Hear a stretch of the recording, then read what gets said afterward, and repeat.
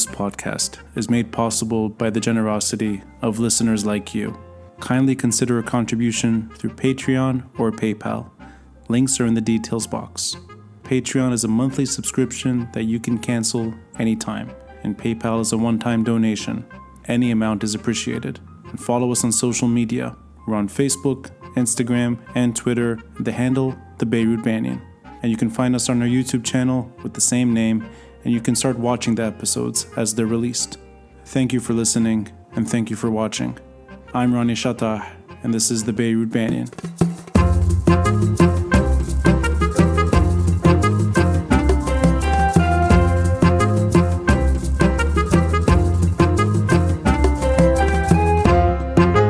Mohamad, awal shi, mabruk. This episode should start this way.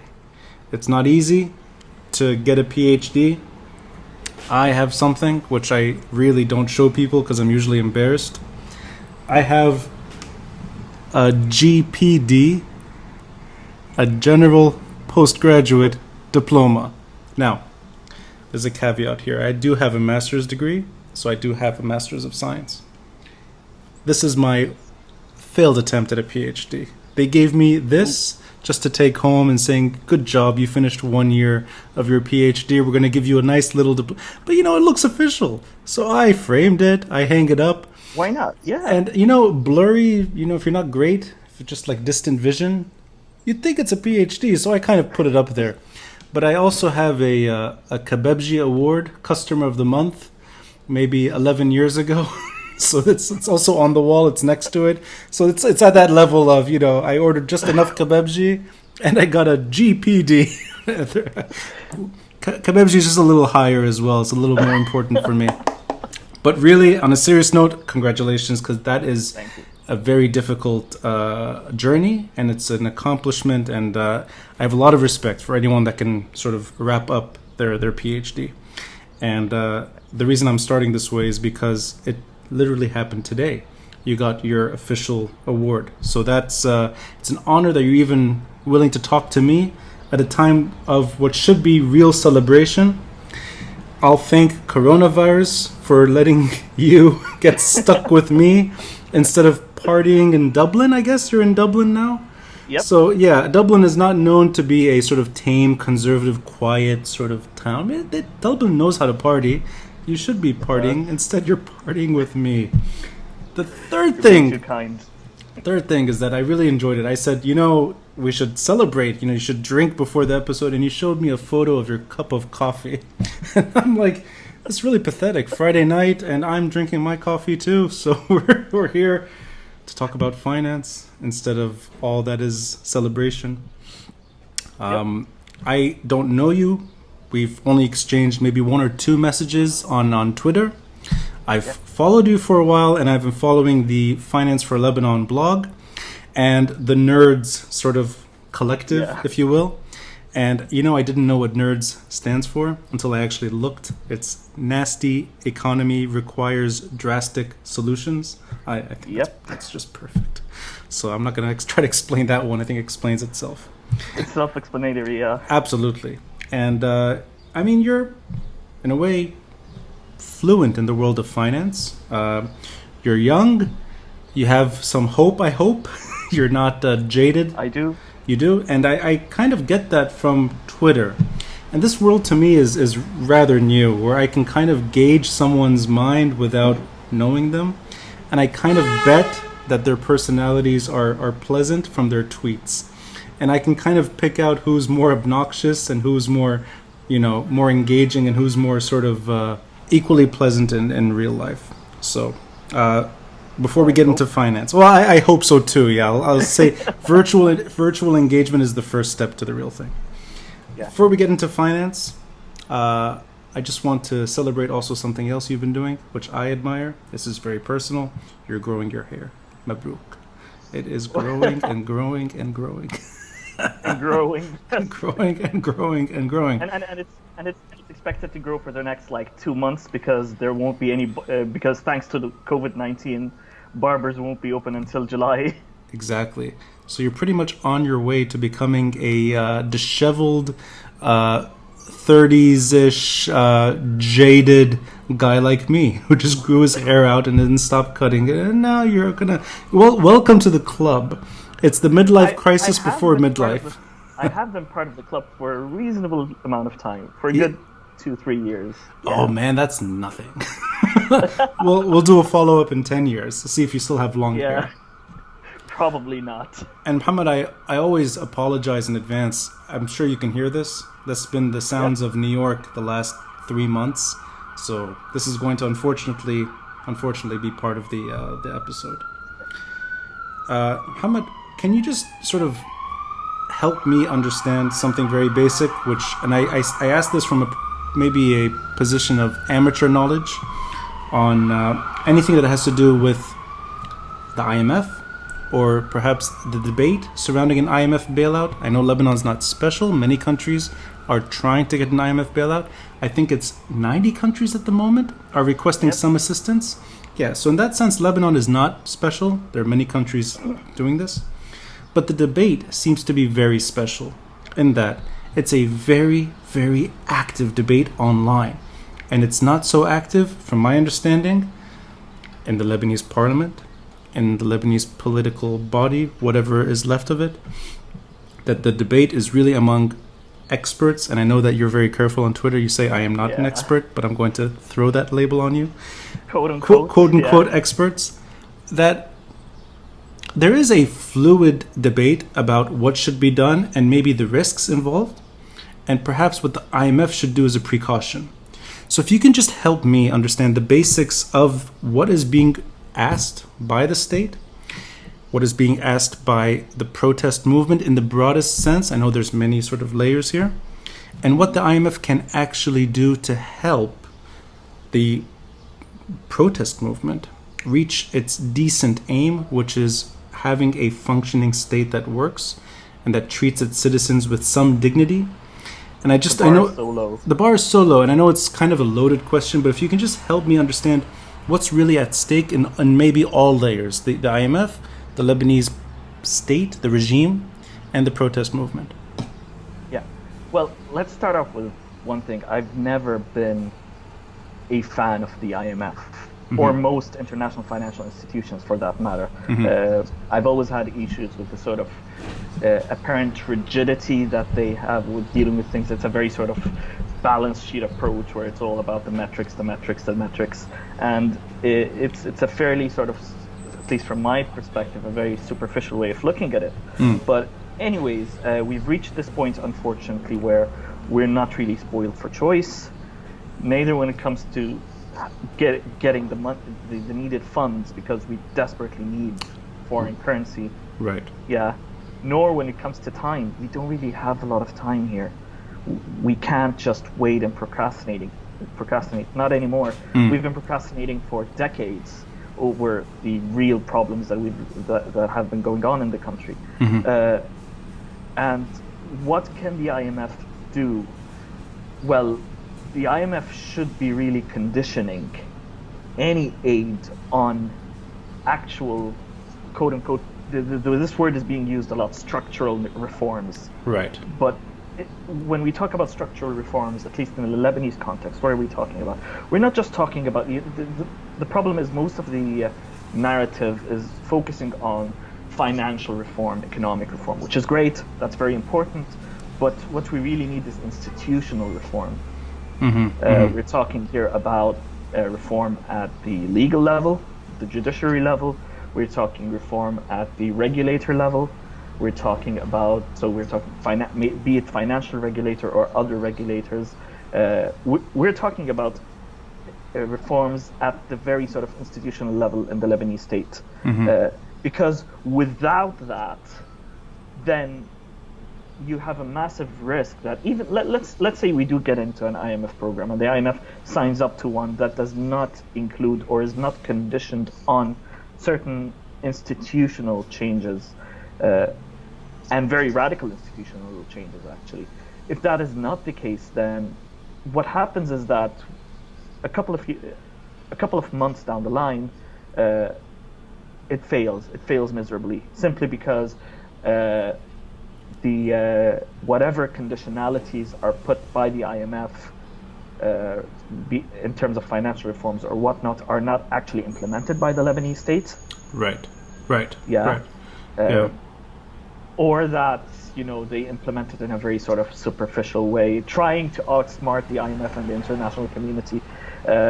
So that is one thing. And another thing is, we all know that the conditions that will be set forth by the IMF, and even if you look at the actual economic program, that the quote-unquote economic program that the government has proposed, it includes a couple of very painful measures.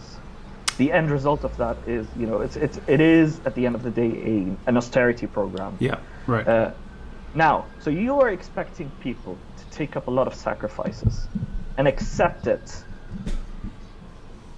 while at the same time not doing any reforms at the very sort of institutional level that makes people feel that, okay, we're going to have a state in a couple of years down the line. So I want to get this right, and I've had several conversations that kind of hover around the issue of time and time constraints. And you said you're very sort of clear about it, that there's just no more time, that you have to work with what's available, if I got that right. That's true. Okay, so there's that pressure on getting things in a way organized and structured enough to, in a way, rescue Lebanon. So that's the first initial point. Second point, and there's again, I apologize for this. That's fine. Yeah. There's been, I think it was released this morning, an online petition. Wow, this one's quite loud. Yeah. I'm just going to add this. I really look forward to some return to normality in general. This morning I saw an article about monkeys stealing COVID-19 samples from a lab in India and running up a tree. Wow. And this has become a little too bizarre. Riots in Minneapolis last 2 or 3 nights, and all this happening, and I kind of I yearn for something a little more familiar, a little more.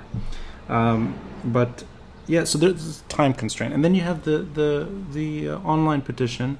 You have civil society, you have well-respected names in economics and finance, and political reform sort of enthusiasts, all signing in, saying that the IMF, if it is going to help, it has to help on certain terms, which you are hinting at, which is that it's not just finance or economics in Lebanon, it's political reform in its essence. Yeah. But then there's the other issue, which is it will take time for the protest movement to turn into something that's more familiar, at least when it comes to politics, where you can have them entering parliament if that's possible. If you have sort of an organized structure with someone to talk to. It doesn't have to be a leader, so to speak, the way we understand it in Lebanon, but it could just be something that resembles a working relationship that the IMF could potentially reach out to later.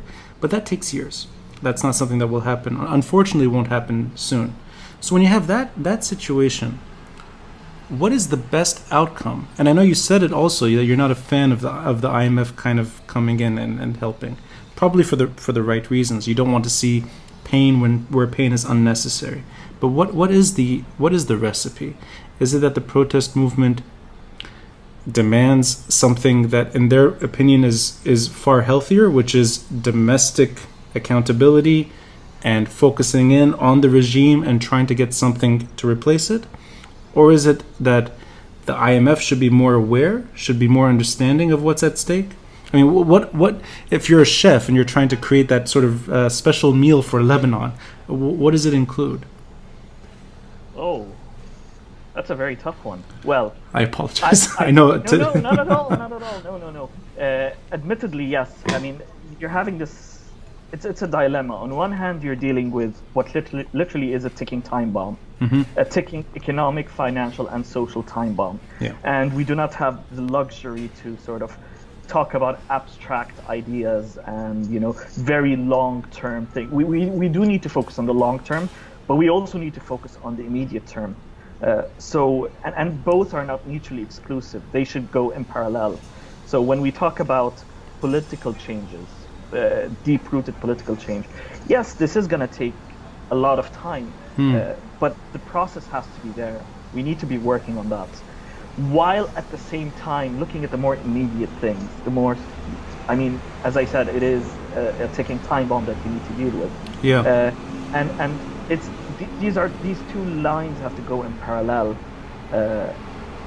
So the kind of recipe that I would be looking for, very broadly speaking, is one that would, I would say, because it's going to be an inevitably painful recipe, you need to start off the whole thing with measures that are deemed popular, measures that are actual deep reforms and tangible reforms that people can say, oh, okay, this is quite a bit of an improvement. We're seeing progress here. You need to start off with that.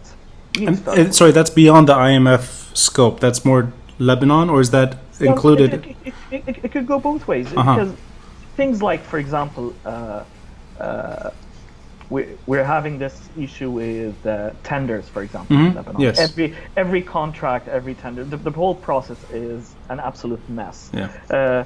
So if you front load everything or start any sort of IMF program with such reforms at that level, or anti-corruption measures, and/or anti-corruption measures, if you start off with such sort of institutional changes that are tangible, that are deeply rooted, that people have been demanding for ages, then it would give people a glimmer of hope that, okay, we are going on track. But if you start off the program with painful austerity measures, right, then people are not going to take it. They're going to okay, why are we expected to sacrifice if we are not seeing tangible changes at the institutional and political level? Do you see the regime in its negotiations? And I know it's still it's an ongoing process, but do you see that they are seeing it this way? That they're trying to get something that helps the average citizen first, and then sort of deal with the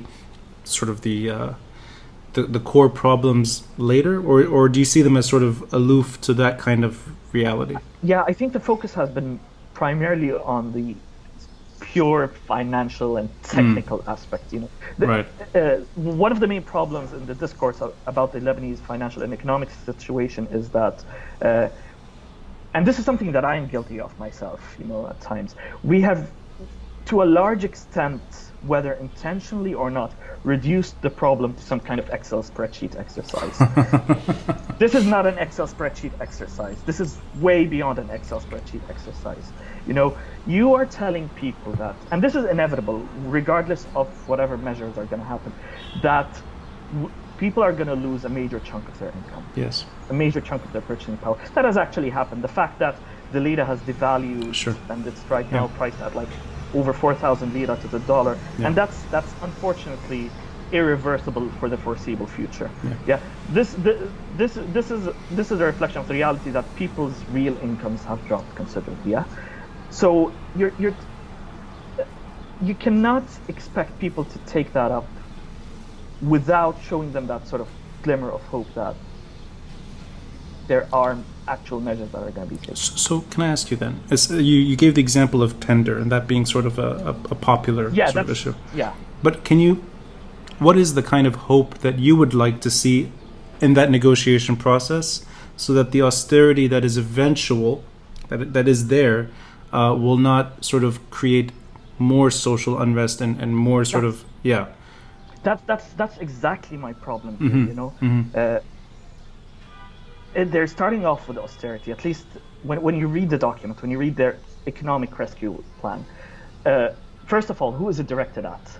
When you read it, it's directed at the creditors. The language of the report it's directed at current creditors, who you're going to ask them to restructure, and future creditors, i.e. the IMF or any other donor countries. Very little, when you read it, very little is directed towards the Lebanese people, who are being expected to take up to accept certain sacrifices and certain pain. Okay, so the target is incorrect. That it's not an incorrect target. No. Okay. It is but they're still missing. So the real target should be the main target should be the average Lebanese citizen. Okay. Yeah, but let's okay. So let's say that's the correct. Let's say that's the correct approach. What is it that the IMF is doing that is not lining up to that expectation? Is it that they're treating Lebanon as an Excel sheet? That it's sort of just one of many countries that we have to work with, and these are sort of numbers that are suitable, and therefore we can work with that?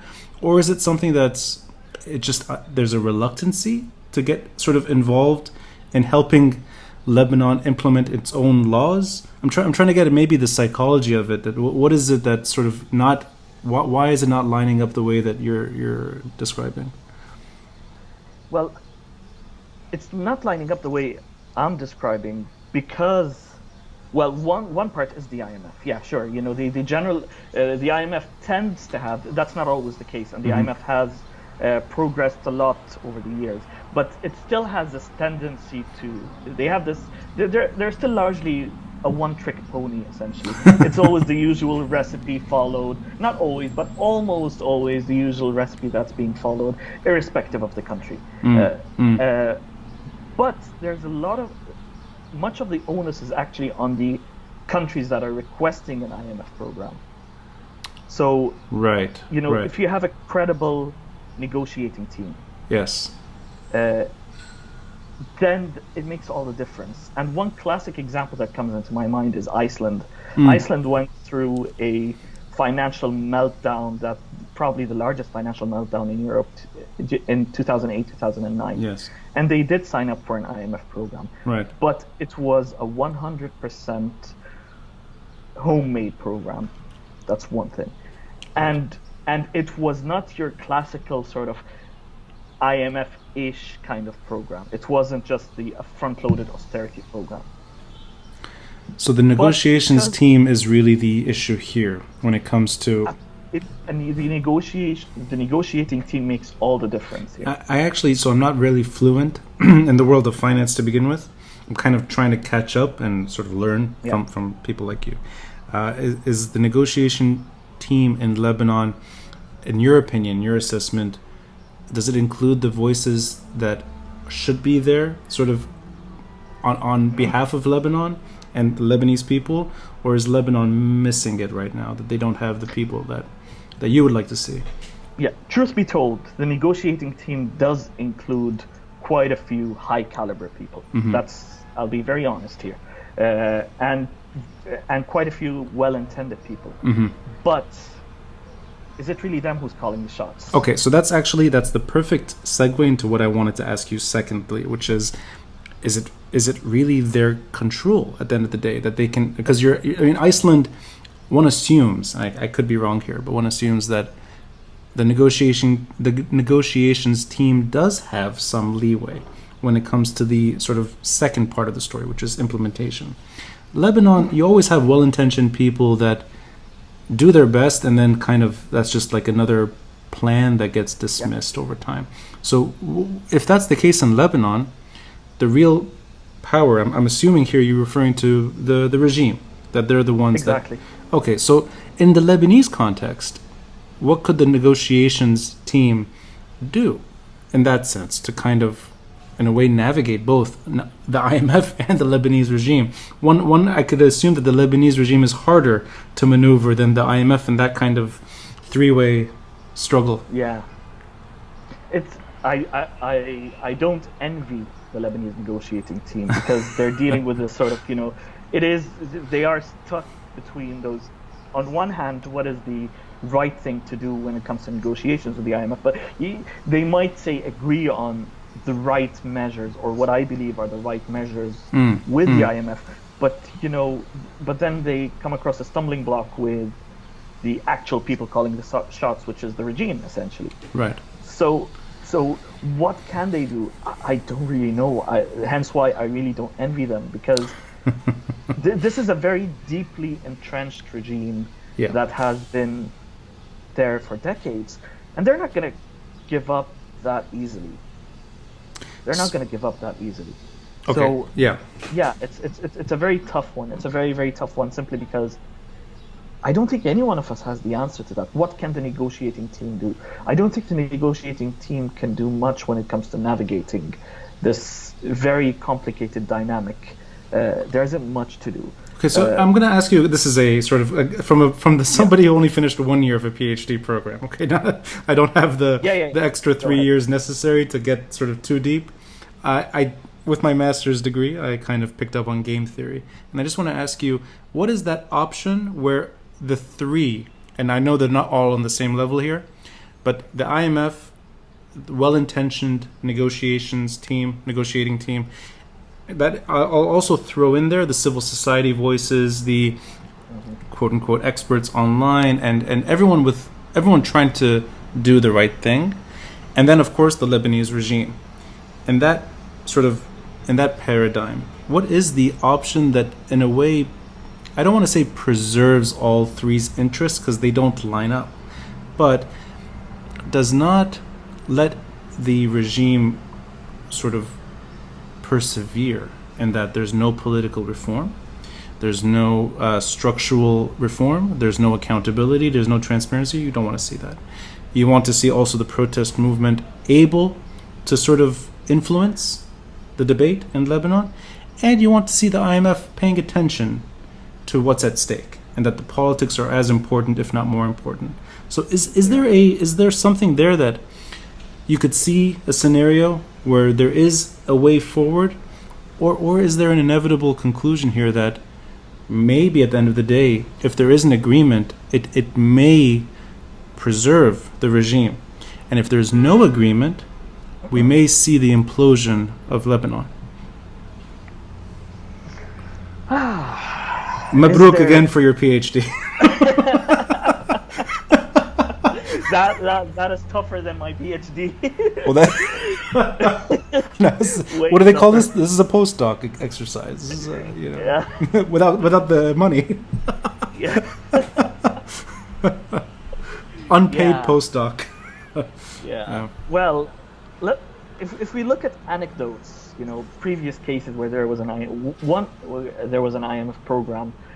One anecdote that really strikes me is Jamaica. Jamaica went into an IMF program a couple of years ago, and the very unique. Now, it wasn't the actual particulars of the program was not one that I was very excited about. It was too harsh. But regardless of the program itself, one very sort of interesting thing about that program is that there was actually local watchdog groups in Jamaica from civil society, making sure, keeping the government on its toes, making sure that it's actually implementing. There was this local ownership and local buy-in of the program, and that largely informed or influenced the government decision making. So you had civil society actually organizing and creating these watchdog groups in when it comes to the IMF program. So there was this local buy-in and local involvement actually in making sure that the Jamaican government is actually doing it, is actually implementing it. So that's where you'd want to see that replicated in Lebanon. More involvement, more oversight. Yes. Yeah. The problem is that in Lebanon's case, one issue, at least on the face of it, I do stand corrected. On the face of it, there wasn't much engagement between the government and other stakeholders in the drafting of the economic program. Because at the end, this is the program that went to that they're pitching to the IMF essentially. Right. In Jamaica's case, there was actually public engagement. There was stakeholder engagement when it comes to what program can we implement. In Lebanon's case, up until now, there isn't much, at least overt engagement, not engagement that we could see or notice. So, and that was a non-starter. Starting off with a program that is not based on obvious public engagement is a non-starter. So, what I would have hoped for is that there was public engagement with civil society, with industry groups, with trade unions, etc., when it comes to, okay, what kind of program do we want? Sorry, go ahead, sorry. And then you use that as a basis, because then you got that local buy-in, in one way or the other, and that's a prerequisite. I mean, one of the biggest risks of an IMF program is the implementation risk, that the government doesn't implement a program. And the less local buy-in to that program, the less likely any government is going to implement it. So in a way, there's an expectation here that the regime will behave more responsibly. Yes. Well, what I was hoping for, unfortunately, naively, since the revolution started, in the aftermath of the revolution, is that okay, even if the revolution did not manage to overthrow the regime right now, it would have at least managed to keep them on their toes. That the regime started feeling the heat and saying, okay, if we mess up, it's going to be really bad for us. Not because the regime is great, but because they're actually feeling the heat, because they're worried about themselves, and them doing the right thing might stem from that. So you're in a way, and I don't want to speak on your behalf here. I'm just going to try to extrapolate that you're disappointed that the regime did not fall, and you're also disappointed that they're not being kept to their toes if that regime were to stay longer than anticipated. So it's a double disappointment, and then within that you have the necessity for reform. Regardless of who's running the country, you still need that kind of assistance. Exactly. Yeah. So this is, in a way, the worst case scenario for for Lebanon, because I can't imagine it sort of. This is the regime preserving itself, and then of course you add to that the pandemic, COVID, and all the consequences of that on the economy and on the protest movement. That it inevitably looks like the genuine desires of the protest movement, which in many ways resembles just wanting basic services. Doesn't really, It's not like this is not a magic solution here. It's just treat us like we're worth something at the end of the day, which is a very, very important statement when it comes to Lebanon. You have those aspirations being curtailed, and you have the regime negotiating with the IMF, and the IMF is sort of doing what it does. It doesn't really have special favors for Lebanon in particular. It's almost like it looks increasingly that the protest movement, unfortunately, it will take more time and things may get worse in the short term before we see positive change. And I don't know if that resonates.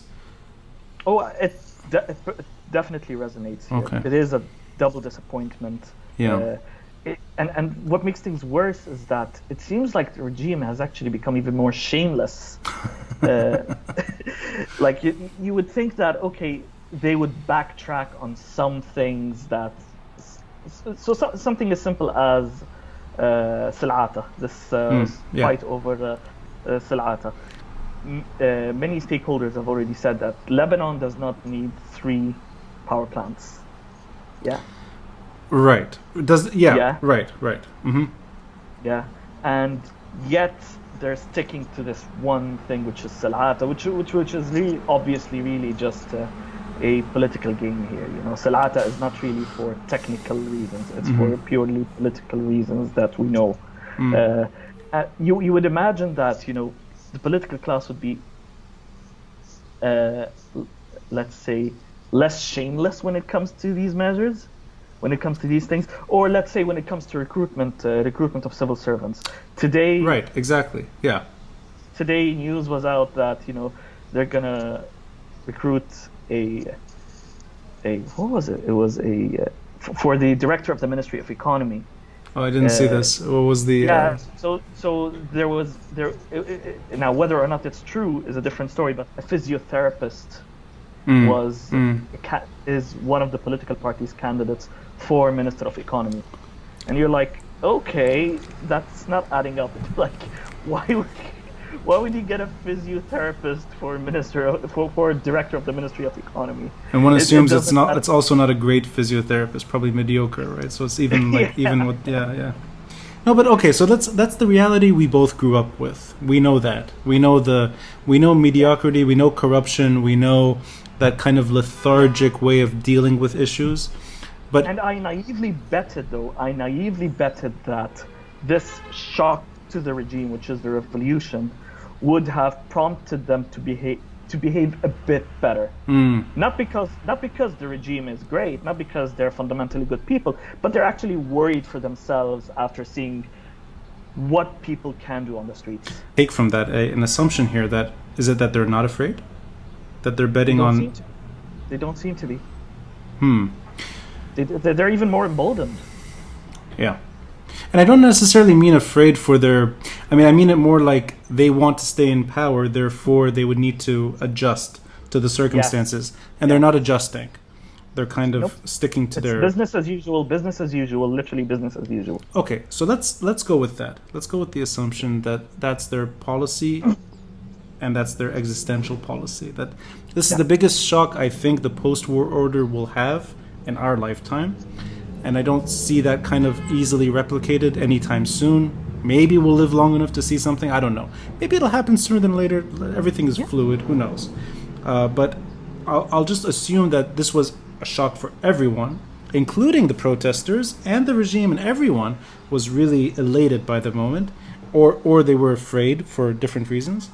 And all that 7 months ago, and today, it's safety, comfort, knowing that the IMF is eventually going to feel obligated to help, and we can ride this out. Because that's a very, very tragic end to the October moment and all that we saw after that. It's a very sad ending. Yeah, it's a very tragic ending, which I hope doesn't really materialize. What I'm still hoping for is more public engagement in what kind of policies we want. So, something within the lines of this open letter which was sent to the IMF today. There's something within those lines, the petition. So not only just saying, not only making broad policy statements, but actually making specific policy statements saying, this is what we want. 1, 2, 3, 4, 5. Very specific, very clear, very targeted, and very measured. And this is what we really need here.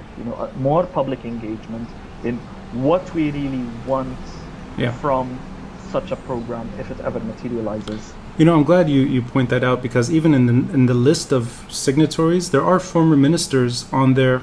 There are former central bank vice governors. I mean, there are names that are not just civil society per se. You have old components or some of the more recent components of the regime that are also saying, this is something worth reading, worth listening to. So that, in a way, it's almost like an attempt at I'm not going to be too romantic here, but it is, in a sense, it's a parallel regime. It's a regime that's mostly online. It's a regime that is very active and very passionate, and sometimes it's on the streets, sometimes it's not. And I guess it's also telling that even if demands are not met on the streets, they're being vocalized in other places. So you don't necessarily need to be on the street to express your concern. I mean, you're in Dublin, I'm in New York, and we're talking about the same thing. So it's almost like this is the best we can do given the circumstances. Try to persuade the IMF to think twice, and trying to keep the regime to account as much as possible. As much as possible. Right.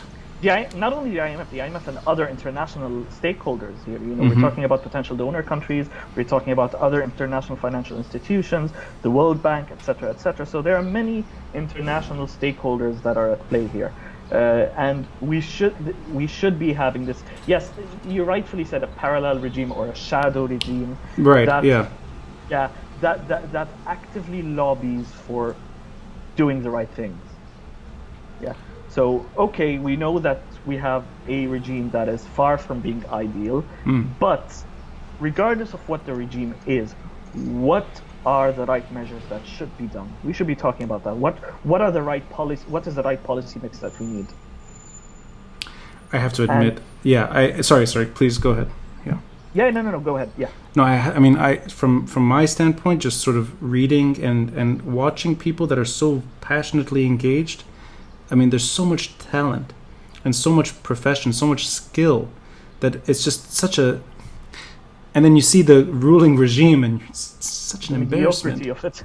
Yeah, and it stands out. It's not like it's a distant planet. Sophistication versus just sloppiness and almost like unwillingness to budge. Yeah. It's literally what it is. Yeah. So, but I like the examples you gave. So Iceland is sort of the. I mean, of course, Lebanon is not Iceland, and that's Yeah. clear for many reasons. But that you have a strong negotiating team, and then you have an Icelandic regime that's interested as well in what the negotiating team is doing, Yeah. and they're also not trying to desperately survive their own individual stake in Iceland. It's a very different setup. It's Jamaica, a different dynamic. yeah, different dynamic. I think you get this on night and day, Yeah. but it's a way that you see it's appropriate. Jamaica as well, because of that civil society oversight. Yep. Are there other examples where you have that kind of, and I'll use the term loosely, accountability, where you have a regime that's held to account to some degree, and the IMF negotiated, and the country is in a better place today? And I've had conversations about Argentina, about Venezuela. I've touched on Greece a bit, and those are sort of more familiar stories. But Yeah. I had not heard of Jamaica before, which I liked. And Iceland is not brought up that much, at least when it comes to the Lebanese example. Are there other Yeah. examples that you kind of lean on as a way? Nope. No. Not really. Not really. Simply because most IMF programs were ones that I would deem as a failure. What are the failures to you? So to there you are then? very, from my perspective. Yeah, purely of from my course, perspective. yeah. Yeah. So it was only those two cases here where I'm like, yeah, we can take some lessons from Iceland in terms of the actual sort of strength of a negotiating team, a credible regime that came up with a credible economic program, a homegrown economic program that got buy-in from the IMF, despite the fact that this program did not largely conform to the usual orthodoxies that the IMF usually follows. So, if, other than those two examples, would the other examples to you more or less be considered inappropriate or just not? I don't want to say failure because I don't know if that's the right word either. But Yeah, I would say, yeah. I mean, is it just those two examples and then the rest are not ideal? Most of the rest are not ones that I would consider appropriate. Yeah, the overwhelming majority. Okay, let me then the mental gymnastics here. There's no IMF bailout. Yeah. What would you see as the best situation for Lebanon if there's no IMF bailout? The IMF is not interested. The IMF turns its back. There's no external funding. There's no country coming to the rescue. Sadr money is locked for good. Yeah. What would you expect then for Lebanon? At least moving forward, what would you want the sort of optimal situation? The optimal situation, given those constraints that you have said, would be an even stronger uprising. That's what I assumed. I kind of got that from your conversation. So what does that translate to in the Lebanese context? Not in the Berlin 1989 situation, not in this sort of like Velvet Revolution in Prague or these kind of classic examples of Eastern Europe, or for that matter, not necessarily the disappointments of the Arab Spring in the last decade. When it comes to Lebanon in particular, what does that translate to you? Unfortunately, it would translate to an uprising that is not "quote unquote" pretty. I want you to take me a step further, as actually as many steps as you can further on that path. Yeah. Does that? I mean, I don't want to speak on your behalf. That's why I'm kind of. Yeah. I'm trying to get it from you. Does it mean storming the gates? Does it mean getting certain institutions to? Is it overtaking the regime? It's literally what would be described in Arabic as thawra jia'. Okay, so that's really Because what we've not seen. Right. Because hunger is knocking on the country's doors. Let's not fool ourselves into believing otherwise. Hunger is knocking on Lebanon's doors, and the more we procrastinate, the more tragic it's going to be. And it could go either ways. That's what I'm worried about. So it could go either ways. It could go either in the direction of a complete and very vicious uprising, or it could go to a situation where this corrupt rentier setup that Lebanon inherently is even strengthened further. Right. Where, people are so desperate that they would start taking, God forbid, people start taking rations from political parties, and political parties use that desperation to further strengthen their position in Lebanon. So you've got two extremes here.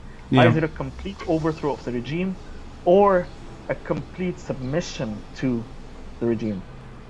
It could go either ways. Let's go with the former, overthrow, in the Lebanese context. I'm trying to narrowing it into Lebanon, and the Lebanon we know, and the experiences we've seen and dealt with, and the disappointments we've also experienced. What does it look like to you? Is it each community reins in its own leadership? Is it everyone seeing eye to eye for the first time, maybe, in modern Lebanese history? I mean, there's that kind of... and I say this as somebody who wholeheartedly supports any reform in Lebanon. So there's that. But how does it translate, at least when it comes to the Lebanese experience? I don't know. I can't imagine it, and that's why I want to be optimistic that if it's those two options, you don't want to see the latter. You want to see a new Lebanon that works. So how does that work to you? Dissertation number two. As I said, at least in the short to medium term, it wouldn't be pretty at all. It would be violent. I cannot see it taking any other form, simply because once hunger strikes, and if we assume that people submitting is not an option, then you would see basically angry mobs with torches and pitchforks, if not worse. These are very bleak scenarios. And these are very bleak scenarios. Yeah. And what makes it even more bleak is that the political class will not give in to that. Let's not forget, these are warlords. Yeah, the overwhelming majority of them are warlords, if not all of them. They won't give in. In fact, this might be their comfort zone to a large extent. Meaning this instability, low-level instability? Yes, this might be their comfort zone. Because, these are guys who have been doing this, who have done this for 15 years. Oh, if not longer. Going back even... say 15 years, I'm saying like from 1975 to 1990. Oh, right. Okay, yeah. So those are the... Yeah, so all this talk about emerging from the Civil War and overcoming the Civil War and 3 decades on, trying to turn the page, and yet it's the same. Not entirely. It's not entirely, but for the most part, the core institutions, so to speak, are still mismanaged by militia-like figures. Again, not entirely, but for the most part. And I don't know. And I say this as somebody again who supports this protest movement in general. I don't know what that kind of victory looks like for Lebanon. I just don't know. I can't see it. And I want to see something that looks good down the road, but it doesn't materialize. And I guess it's because I still see that lethargic way of power sharing as a lot stronger and a lot more entrenched than we appreciate. And it's so old and it's so deeply embedded into the psyche that it's just very difficult to see any alternative, at least when it comes to Lebanon. Even if the alternative is more suitable, even if it's something that has never been tested and should be tested, it's difficult. I try to break free and see a civil state that treats its citizens fairly, that accommodates the sectarian tendencies we know, whether it's through a Senate or something symbolic. It doesn't have to be anything that sophisticated either. It just puts it in its place and lets the state function the way any state should function. That basic sort of stage to me is still alien, and maybe that speaks to how difficult things are in Lebanon. That even that lowest expectation is not visible. Yeah, unfortunately, this is a view that I share. Would That, you would yeah. you take from that any burden on the worst aspects of the civil war still existing in Lebanese society? Meaning that there is still a militia that is part of the Lebanese state that has more or less its autonomy. So maybe that's even an understatement, but it can function on its own terms for the most part. And you have other militia-like figures that are still kind of representing the state. Does it go back to that's sort of the thing that Lebanon did not overcome from 1975? Definitely, because we didn't have a true sort of national reconciliation exercise. It was a deal between those very same warlords who got us into this mess on how to sort of split this pie called Lebanon between them. So we never really had a national reconciliation at the grassroots level. Yeah, it never happened. It actually, what really happens from my point of view is it's just a ceasefire between those very same warlords. It's just a ceasefire, and how to sort of maintain a certain status quo that suits them. And that the non-warlords that emerged were either tolerated by these militia-like figures or eliminated when they overstepped. I guess that's the sad story of post-war Lebanon. That is, yeah. It's, I mean, if you have credible and strong figures who are non-warlord figures, who do not conform to the status quo, when such a person emerges, that this whole political dynamic, this group of warlords, who on the face of it are they always politically bicker with each other, they always fight with each other, they would all unite against that. Yeah, right. They would all unite, because at the end of the day, they're fighting over their share of the pie. Sure, they bicker over their share of the pie, but as a collective, they would fight hand in hand, quote unquote, fight hand in hand to maintain that status quo. All of them have an interest in maintaining that status quo, and all of them would, whether directly or not, cooperate with each other to ensure that the status quo remains, and they are doing that. Mohamad, I just want to wrap it up by asking you a personal question that is not really linked to finance or to COVID or to sort of anything that we're living through right now. Yeah. What are you doing in Dublin? What am I doing in Dublin? Yeah. It's such a random place to move to, yeah. As somebody with a lot of Lebanese friends around the world, I don't know anyone in Dublin. I know I have a friend in Belfast. I did an episode with him, Drew Mchaid. You might know him. He's so he's in Belfast in Northern Ireland. You're the only Lebanese friend I have in Dublin. What are you doing there? Random choice, yeah. Yeah. These things happen, unexpectedly. It was a random choice for me too. Mm-hmm. So you did. Was it just your PhD that you did in Dublin, and then everything else was back in Lebanon? No, I've never lived in Lebanon. So you never lived? I've lived abroad my whole life. Okay. Kuwait, UK, and Ireland. I've lived my whole life abroad. I see. So, was Ireland? Is anything about Ireland that took you there, as opposed to, I don't know, the more familiar? It was a purely pragmatic decision. That it was a purely practical decision that these guys actually gave me a scholarship, so I'm gonna go. Right. It was as simple as that. And when I arrived here, I actually liked it, and I'm relatively settled here. I envy you. I visited Ireland. I visited Dublin about 20 years ago, and I really thought about back then, why didn't I study in Dublin? And I think it was something to do with the book culture, that books are taken seriously in these bookshops and a lot of cafes with a lot of literature and a lot of... It's a friendly way of approaching academia. It wasn't sort of remote and detached. I considered Trinity College at some point and then kind of just forgot about it. But I have fond memories of Dublin. And I hope to visit again one day. And once travel restrictions are lifted, it would be a good sort of retreat from all that we've been witnessing. I remember it as being just a very pleasant part of the world. So I'll say congratulations again for finishing your PhD. Thanks.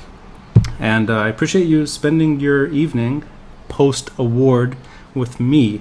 You have many choices. You have many people to turn to. You have a lot of being too kind. No. You have better things to do, I'm sure. You also did something which is quite nice. You gave me an additional 30 minutes of your time, so I appreciate that. So, no worries at all. Mohamad, thank you for your time. Thank you.